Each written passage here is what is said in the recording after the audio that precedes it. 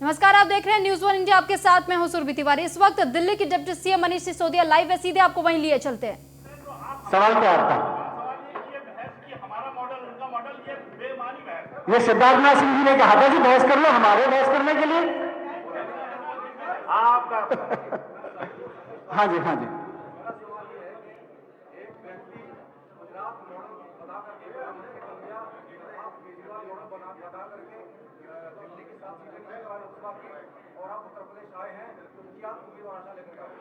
उत्तर प्रदेश के लोग चाहते हैं कि उत्तर प्रदेश में भी सरकारी स्कूल अच्छे हों। उत्तर प्रदेश के लोग चाहते हैं कि उत्तर प्रदेश में भी जो जिस तरह से दिल्ली में 70% लोगों को 80% लोगों को फ्री बिजली मिल रही है, दिल्ली में मिल रही है, वैसे ही उत्तर प्रदेश में भी मिले। तो अब आने वाले चुनाव में उत्तर प्रदेश के लोग अपनी फ्री बिजली के लिए, अच्छे सरकारी स्कूलों के लिए वोट करेंगे, क्योंकि उन्होंने बहानेबाज मंत्री देख लिए कि साहब आबादी ज्यादा है। अरे आबादी ज्यादा है तो टैक्स भी तो ज्यादा आ रहा है, ये आप बजट भी तो ज्यादा है। और फिर आपका जॉब है, आप जिस जॉब के लिए पर्चा भरने जाते हो, दाखिल करने, वो एक्चुअली उत्तर प्रदेश की बड़ी आबादी की सेवा करने का जॉब है। आप अगर नाकाबिल हैं, अगर आप नाकाम हैं, आपको नहीं आता है कि 1.5 करोड़ 24 करोड़ लोगों की सेवा कैसे करनी है, तो नहीं अप्लाई करते।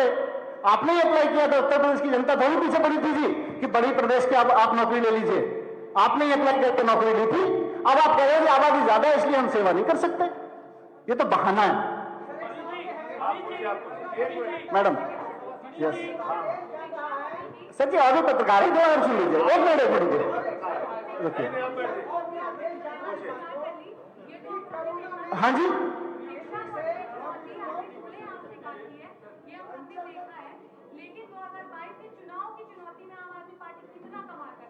जब से आम आदमी पार्टी ने, मुख्यमंत्री केजरीवाल जी ने चुनौती दी है कि हम उत्तर प्रदेश में जाकर चुनाव लड़ेंगे और उत्तर प्रदेश के लोगों की बिजली पर, शिक्षा पर, स्वास्थ्य पर, उसी बड़ी आबादी पर काम करेंगे जिसकी बड़ी होने का बहाना योगी मॉडल में ढूंढ रहे हैं लोग, तो हम जम के चुनाव लड़ेंगे। और उम्मीद है कि इस बार अगर 1 साल में काम नहीं हुआ यहां पे और, तो उत्तर प्रदेश के लोग बता देंगे कि उनको केजरीवाल मॉडल की गवर्नमेंट चाहिए।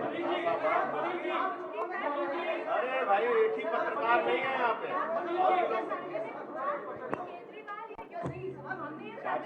बैठ जाओ।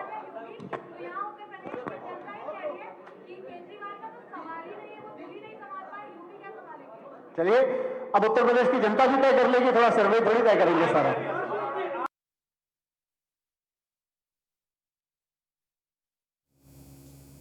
तो अभी आप सुन रहे थे मनीष सिसोदिया को, जो दिल्ली के डिप्टी सीएम है। तो उन्होंने खुले तौर पर कहीं ना कहीं यूपी सरकार को चुनौती देने की बात की है और साथ ही कहा है कि लगातार जिस तरीके से हम पर सवाल खड़े किए जा रहे थे, हम तो यूपी में चुनाव लड़ने को तैयार हैं। तो आपने सुना कि किस तरीके से खुली चुनौती को भी एक्सेप्ट किया मनीष सिसोदिया ने, और आज उन्होंने इस बात पर प्रेस कॉन्फ्रेंस भी की। तो अब बढ़ेंगे खबरों में आगे और सबसे पहले बात एएमयू की कर लेते हैं। तो आज एएमयू के शताब्दी समारोह में वीसी के जरिए पीएम मोदी जुड़े हुए थे। वीडियो कॉन्फ्रेंसिंग के माध्यम से पीएम मोदी ने आज एएमयू को संबोधित किया है और पीएम मोदी ने डाक टिकट भी जारी किया है। पीएम मोदी ने कहा कि एएमयू कैंपस में एक भारत श्रेष्ठ भारत की धारणा मजबूत हो। एएमयू की तारीफ करते हुए पीएम मोदी ने कहा कि कोरोना के इस संकट में के दौरान भी एएमयू ने जिस तरह समाज की मदद की, वो अभूतपूर्व है। हजारों लोगों का मुफ्त टेस्ट करवाना, आइसोलेशन वार्ड बनाना, प्लाज्मा बैंक बनाना और पीएम केयर फंड में बड़ी राशि का योगदान देना समाज के प्रति आपके दायित्वों को पूरा करने की गंभीरता को दिखाता है कि बीते 100 वर्ष में एएमयू ने दुनिया के कई देशों से भारत के संबंधों को सशक्त करने का भी काम किया है। उर्दू, अरबी और फारसी भाषा पर यहाँ जो रिसर्च होती है, इस्लामिक साहित्य पर जो रिसर्च होती है, वो समूचे इस्लामिक वर्ल्ड के साथ भारत के सांस्कृतिक रिश्तों को नई ऊर्जा देने का काम करती है।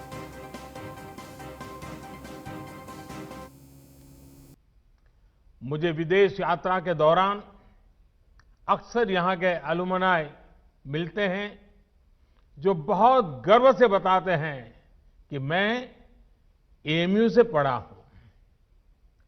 एएमयू के अलुमनाई कैंपस से अपने साथ हंसी मजाक और शेरो शायरी का एक अलग अंदाज लेकर आते हैं। वो दुनिया में कहीं भी हो, भारत की संस्कृति का प्रतिनिधित्व करते हैं। मुझे बहुत सारे लोग बोलते हैं कि एएमयू कैंपस अपने आप में एक शहर की तरह है।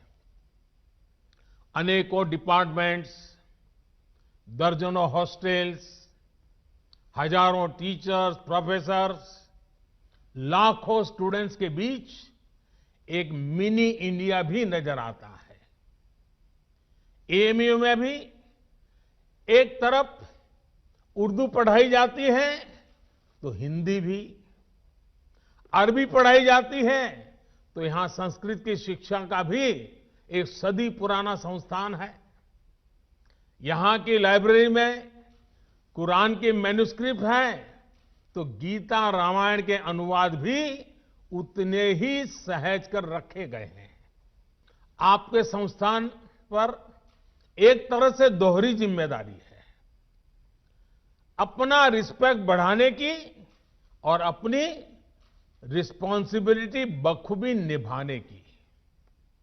आपको एक तरफ अपनी यूनिवर्सिटी की सॉफ्ट पावर को और निखारना है और दूसरी तरफ नेशन बिल्डिंग के अपने दायित्व को निरंतर पूरा करना है। मुझे विश्वास है एएमयू से जुड़ा प्रत्येक व्यक्ति, प्रत्येक छात्र छात्रा अपने कर्तव्यों को ध्यान में रखते हुए ही आगे बढ़ेगा। तो कृषि कानून के खिलाफ किसानों का प्रदर्शन लगातार जारी है। सिंघू बॉर्डर पर किसानों के प्रदर्शन का आज 27वां दिन है। कृषि कानून को वापस लेने पर लगातार किसान अड़े हुए हैं। तो किसान संगठन गाजीपुर बॉर्डर पर भी नजर आ रहे हैं और साथ ही किसानों का विरोध प्रदर्शन वहां पर साफ तौर पर देखा जा सकता है। भारतीय किसान यूनियन के राष्ट्रीय प्रवक्ता राकेश टिकैत का बयान भी इस बीच सामने आया। उनका कहना है कि कृषि मंत्री से अभी तक बैठक का कोई निमंत्रण नहीं मिला है, तो निमंत्रण का इंतजार कर रहे हैं। और इसी बीच राकेश टिकैत ने साफ कह दिया है कि उन्हें किसी प्रकार का कोई निमंत्रण अब तक प्राप्त नहीं हुआ है। जब तक कृषि कानून वापस नहीं होगा तब तक आंदोलन इसी तरीके से जारी रहेगा। तो इन तमाम बातों का जिक्र किया है राकेश टिकैत ने। सभी मुद्दों को हल करने में लगेगा 1 महीने से भी ज्यादा समय। तो राकेश टिकैत ने इस बात को भी साफ कर दिया है कि 1 महीने से ज्यादा का समय लग सकता है और इस वजह से वार्ता बुलाई जानी बेहद जरूरी है। तो किसान आंदोलन पर सियासत भी अब तेज होती हुई नजर आ रही है। आप नेता राघव चड्ढा का कहना है कि मोदी सरकार ने किसानों के साथ संवाद को अहम की लड़ाई बना लिया है। सरकार को उनकी बात स्वीकार करनी चाहिए। आज दिल्ली हरियाणा बॉर्डर पर किसान अपने हक की लड़ाई लड़ रहे हैं। बहुत दुखद दृश्य है। मोदी सरकार को इस समय किसानों की सारी मांगों को मान लेना चाहिए। तो ये तमाम बातें राघव चड्ढा की तरफ से की गई। राघव चड्ढा आपको बता दें कि आम आदमी पार्टी के विधायक हैं, जिन्होंने इन तमाम बातों को सबके सामने रखा और कहा, साफ तौर पर सरकार पर निशाना साधते हुए कहा कि सरकार को किसानों की बातों को सुनना चाहिए।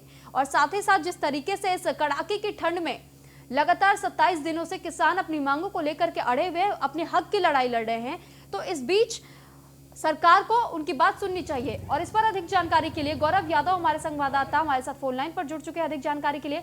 तो गौरव, आपसे जानकारी चाहेंगे कि जिस तरीके से राघव चड्ढा का भी इस पूरे मामले पर बयान सामने आ चुका है, किसान भी लगातार बॉर्डर को बंद किए हुए सड़क पर बीचों बीच बैठ चुके हैं, तो क्या लग रहा है कि सरकार क्या निमंत्रण भेजेगी जल्द से जल्द बातचीत करने के लिए या अभी लंबा समय इंतजार करना पड़ेगा? जी बिल्कुल, देखिए जिस तरीके से किसानों की संख्या बढ़नी शुरू हो गई है और आज सुबह किसानों की ट्रैक्टर ट्रॉलियों को रोक गया, जिसके बाद किसानों ने एकाएक जो दिल्ली से आने का रास्ता है वो रोक दिया। तो उसके बाद से कहीं ना कहीं सरकार को अब जल्द ही इस पर निर्णय लेना ही होगा, जल्द ही किसानों के पास प्रस्ताव भेजना होगा वार्ता का। नहीं तो जो किसान है वो बड़ी संख्या में यूपी गेट गाजी बॉर्डर की तरफ कूच करने लगा है। और कल भी किसानों को रोका गया था, जिसके बाद किसानों ने रास्ता रोका था, लेकिन कुछ देर उसके बाद समझाने के बाद वो रास्ता खोल दिया था। लेकिन आज सुबह रात में जब जो किसान रामपुर से इधर की तरफ आ रहे थे तब उन्हें फिर से रोका गया। तो उसके बाद गुस्साए किसानों ने अब रास्ता रोक रखा और रास्ता तब तक नहीं खोलेंगे जब तक कि सरकार पूरी तरीके से किसान उत्तराखंड और उत्तर प्रदेश से जो भी किसान यहाँ पर आ रहे हैं उनको रास्ते में नहीं रोका जाएगा। तो ऐसे में समझना ये होगा कि सरकार बड़ी संख्या में किसानों का आने जाना चाहती है या इन किसानों से वार्ता करके बीच का रास्ता निकालते हैं।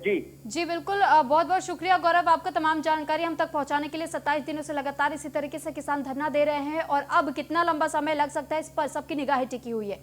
तो बढ़ेंगे आगे और बात करेंगे एमपी की, जहां पर एमपी में होने वाले निकाय चुनाव को लेकर के कांग्रेस में बैठकों का दौर एक बार फिर शुरू हो चुका है।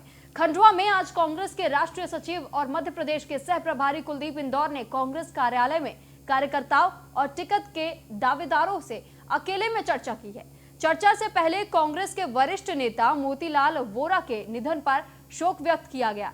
तो शोक व्यक्त करते हुए सभी कांग्रेस कार्यकर्ताओं ने 2 मिनट का मौन भी धारण किया और साथ ही उन्हें श्रद्धांजलि अर्पित की। इसके बाद मुंदी, पंधाना, खंडवा और हरसूद के कार्यकर्ताओं के साथ चर्चा की गई। तो बैठक के बाद मीडिया से बातचीत करते हुए सह प्रभारी इंदौरा ने कहा कि इस बार पार्टी ने तय किया है कि सर्वे के आधार पर जिताऊ उम्मीदवार को ही टिकट दिया जाएगा। कमलनाथ जी, दिग्विजय सिंह जी, मुकुल वासनिक जी ने सब लोगों ने हमने ये तय किया कि जो जमीनी स्तर का कार्यकर्ता है, जो अपने वार्ड में काम कर रहा है, जिसके पक्ष में रायशुमारी वहाँ के लोगों के माध्यम से आती है, उन लोगों को ही हम चयन करें जो टिकाऊ हो, मजबूत हो, जीतने वाला हो, शिक्षित हो, युवा हो, पढ़ा लिखा, ईमानदार, ऐसा उम्मीदवार जो हर हालत में जीते। कांग्रेस अक्सर पुतला दहन को लेकर के जानी जाती है और एक बार फिर से पुतला दहन मामले में ही अब 7 कांग्रेस नेताओं को गिरफ्तार किया गया। तो कोर्ट ने जमानत पर इन 7 नेताओं को जिन्हें गिरफ्तार किया गया था उन्हें छोड़ने का आदेश दे दिया है। जानकारी के अनुसार पूर्व मुख्यमंत्री कमलनाथ पर बीजेपी कार्यकर्ताओं द्वारा किए गए पथराव के विरोध में मल्हारगढ़ में कांग्रेस ने 11 अक्टूबर को मुख्यमंत्री शिवराज सिंह चौहान का पुतला दहन किया था। मामले में ब्लॉक कांग्रेस अध्यक्ष अनिल शर्मा, जिला कांग्रेस कार्यवाहक अध्यक्ष अजहर हयात मेव और अनिल बोराना, सेवा दल कांग्रेस के अजीत सिंह शक्तावत और विजेश मालेचा, दिलीप तिवारी, अंकित कांसल के खिलाफ धारा 188, 149 में मामला दर्ज किया गया था। पुलिस ने गिरफ्तार कर नारायणगढ़ न्यायालय में उन्हें पेश किया। इन्हें न्यायाधीश ने जमानत पर छोड़ने के आदेश दे दिए हैं।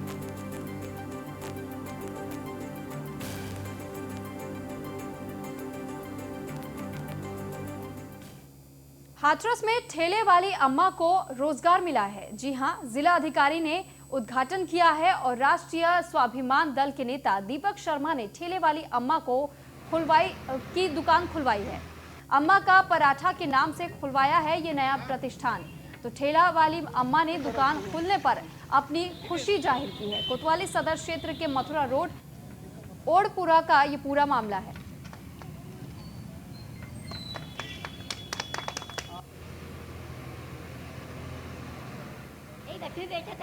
अब का खोल दो। और दुकान दीपक शर्मा जी ने। कौन से दीपक शर्मा जी ने खुलवाई है? हाँ।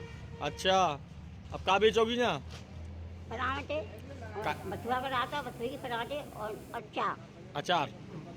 अब बथुआ तो ना बेचोगी? हाथ दौड़ करके बिल्कुल नहीं बंद करवा दो। जहाँ तक प्रेरणा की बात है तो ये तो घर के संस्कार होते हैं और समाज में ऐसे बहुत सारे बुजुर्ग हैं जिनको वास्तव में मदद की ज़रूरत है और समाज भरा पड़ा है ऐसे लोगों से जो वास्तव में मदद कर सकते हैं। बस इसके लिए एक इनिशिएटिव लेने की ज़रूरत है, थोड़ा सा पॉजिटिव सोच की ज़रूरत है। मैंने प्रयास किया। आज शहर के डीएम, एसडीएम और बाकी पदाधिकारी जो जनप्रतिनिधि भी हैं वो भी यहाँ पर आएंगे और अम्मा के पराठे और इसका उद्घाटन करके, जैसा कि आपने देखा डीएम साहब स्वयं गए हैं और बाकी पदाधिकारी भी आ रहे हैं, जनप्रतिनिधि भी आ रहे हैं और यहाँ पर ये बड़ा एक प्रयास रहेगा कि सभी जो भी हाथरस के लोग हैं इनके पराठों का स्वाद चखें। सोशल मीडिया से ये शिकायत वायरल हुई थी और हमने जो अम्मा है उसकी हर संभव मदद का प्रयास किया था और जो यहाँ के समाज सेवी लोग हैं उन्होंने भी इनका काफ़ी सहयोग किया है और उनके प्रयासों से आज ये ढाबा भी हुआ है और अम्मा को भी घर। और खबर मुरादाबाद से, जहां कोर्ट में पेश हुए हैं आजम खान और उनका बेटा एमपी एमएलए। जो कोर्ट में आजम खान की पेशी हुई है आज और आजम और अब्दुल्ला आजम की पेशी की गई है। तो पूर्व सांसद जयप्रदा पर अभद्र टिप्पणी करने के मामले में आज पेशी की गई है। इससे पहले हम आपको बता दें कि जिस तरीके से अभद्र तरीके से टिप्पणी की गई थी जयप्रदा पर, उसी के तहत एक याचिका दाखिल की गई थी जयाप्रदा की तरफ से, जिसके बाद आज कोर्ट में पेशी की जा रही है। इस पे अधिक जानकारी के लिए अंकित शर्मा संवाददाता हमारे साथ फोन लाइन पर जुड़ चुके हैं। अंकित, आपसे जानकारी चाहेंगे कि आजम खान को आज पेश किया जा रहा है कोर्ट में, तो क्या लगता है कि क्या फैसला आज लिया जा सकता है? अंकित, क्या आपको हमारी आवाज मिल पा रही है?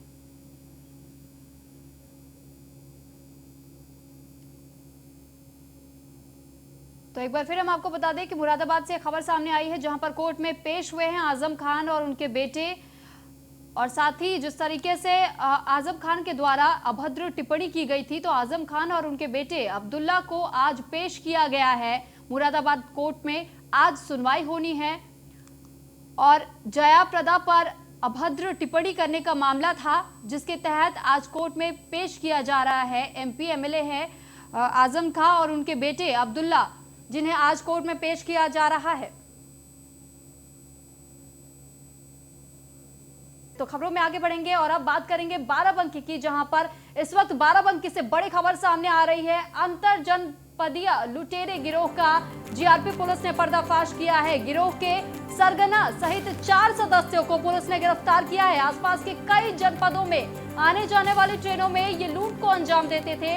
लूटपाट जैसी घटनाओं को लंबे समय से अंजाम दे रहे थे और इसी के तहत पुलिस की कार्रवाई देखने को मिली है। लुटेरों को पास से भारी मात्रा में कैश, मोबाइल और जेवरात भी बरामद किए गए हैं। तो बाराबंकी जीआरपी थाना प्रभारी अंजनी कुमार ने खुलासा किया है। उनको बुला लो, सबको तो जितेंद्र को बुले यार, बोली मिले यार।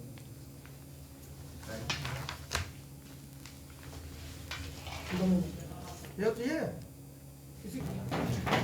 बाराबंकी की बड़ी खबर हम आपको बता रहे हैं, जहां पर पुलिस को बड़ी कामयाबी हाथ लगी है और पुलिस ने चोरों का पर्दाफाश किया। दरअसल जीआरपी पुलिस ने यह पर्दाफाश किया लुटेरों का और गिरोह के सरगना सहित 4 सदस्यों को पुलिस ने गिरफ्तार किया है।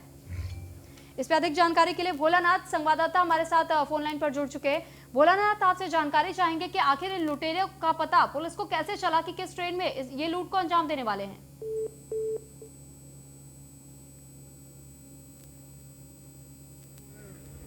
लगता है हमारा संपर्क फिलहाल भोलानाथ से टूट गया। उन्हें जल्द संपर्क करने की कोशिश करेंगे, लेकिन हम आपको बता दें कि बाराबंकी से बड़ी खबर सामने आई है और लुटेरे गिरोह का पर्दाफाश पुलिस ने किया है।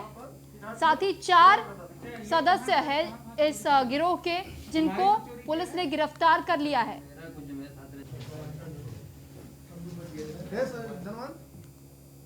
तो कानपुर देहात में एक हादसा हुआ। राजस्थान से बिहार जा रही तेज रफ्तार का कहर देखने को मिला है और इस तेज रफ्तार की वजह से वोल्वो बस ट्रक में जा घुसी। तो चालक को नींद आने की वजह से यह हादसा हुआ।